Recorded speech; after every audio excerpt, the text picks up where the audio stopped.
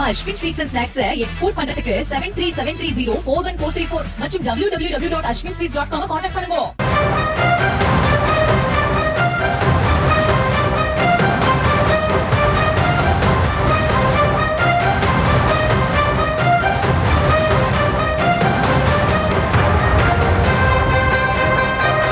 தினம் சென்னையில் திமுக மாவட்ட செயலாளர்களோடு முதலமைச்சரும் திமுக தலைவருமான மு.க. ஸ்டாலின் அவர்கள் ஆலோசனை மேற்கொண்டார்.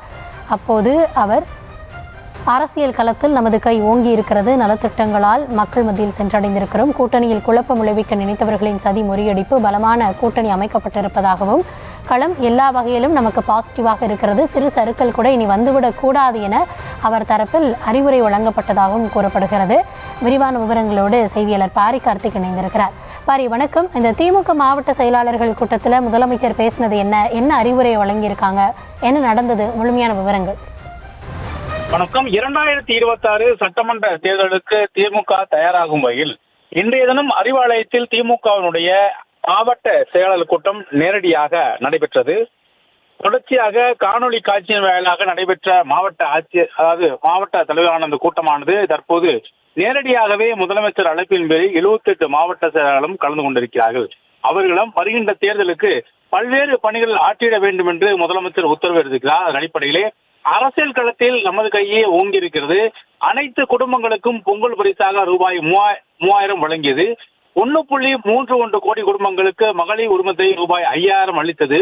முதியோர், மாற்றுத்திறனாளி உள்ளிட்ட பல்வேறு தரப்பினருக்கும் சிறப்பு நிதி வழங்கியதில அதையும் சுட்டிக்காட்டி பல்வேறு மக்களுக்கு இதை கொண்டு செல்லும் வகையில் அனைத்து பிரச்சாரங்களிலும் இதை பொதுமக்களிடம் கொண்டு செல்ல வேண்டும் என்றும் உத்தரவிட்டிருக்கிறார். அதே போல கூட்டணிக்குள் குழப்பம் விளைவிக்க நினைத்தவர்களுடைய சதியை முறியடித்து புதிய கட்சிகளை அரவணைத்து மிக பலமாக கூட்டணியை கட்டியிருக்கிறோம் என்றும், கூட்டணி வலிமை, நலத்திட்டங்கள், 5 ஆண்டு சாதனைகள் உள்ளிட்டவைகளால் நாம் வெல்வோம் என்ற அந்த எண்ணத்தை பொதுமக்களிடம் மட்டுமின்றி எதிரிகளிடமும் ஏற்படுத்தியிருக்கிறோம் எனவும் தெரிவித்திருக்கிறார்.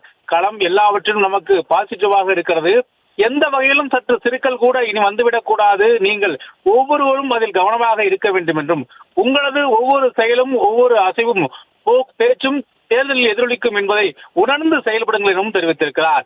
ஓரணையில் தமிழ்நாடு, என் வாக்குச்சாவடி வெற்றி வாக்குச்சாவடி, வெல்லும் தமிழ் பெண்கள், தமிழ்நாடு தலைகுனியாது என்ற வரிசையாக தேர்தல் பணிகளை ஓய்வின்றி மேற்கொண்டிருந்தோம்.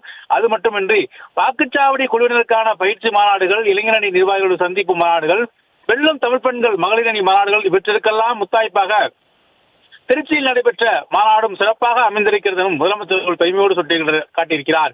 என் உத்தரவும் வழிகாட்டுதலும் கட்டுப்பட்டு களத்தில் ஓயாமல் உழைத்து வரும் உங்கள் ஒவ்வொரு உழைப்பையும் மதிக்கிறேன் என்றும், அத்தனை உழைப்பிற்கும் அதற்கான பலன் அனைவரையும் வந்து சேரும் வெற்றியை நோக்கி உள்ளோம். எனவே அந்த நேரத்தில் தான் நாம் இன்னும் அதிகமாக உழைக்க வேண்டும். கழகம் வென்றது என்ற செய்தி நம் காதுகளில் எட்டும் வரை களத்தில் நின்று உழைக்க வேண்டும் என்றும் அப்போது பேசினார். மேலும் தொடர்ச்சியாக வேட்பாளர் தேர்வு, யாருக்கு எந்த தொகுதியை ஒதுக்க வேண்டும் என அனைத்தையும் நான் பார்த்துக் கொள்கிறேன். அவரை பிடித்தால் சீட் கிடைக்கும், இவரை பிடித்தால் சீட் கிடைக்கும் என நேரத்தையும் உழைப்பையும் யாரும் வீணாக்க வேண்டாம். மக்களுக்கு பிடித்தவர்களுக்கு மட்டுமே இந்த முறை சீட் என முதலமைச்சர் அவர்கள் உறுதியாக தெரிவித்திருக்கிறார். மேலும் தொடர்ச்சியாக பல்வேறு விஷயங்களையும் சுட்டிக்காட்டி முதலமைச்சர் அவர்கள் பேசும் பொழுது, களம் நம் வெற்றிக்காக கைகூடி நிற்கிறது, வெற்றி வர தயாராகுங்கள், உழையுங்கள், ஒன்று சேர்ந்து நாம் உழைப்போம், வெல்வோம் ஒன்றாக என முதலமைச்சர் அவர்கள் மாவட்ட கூட்டத்தில் நம்பிக்கையோடு அவர்களை சொல்லி தங்களுடைய தொகுதிகளுக்கு அனுப்பி வைத்திருக்கிறார்.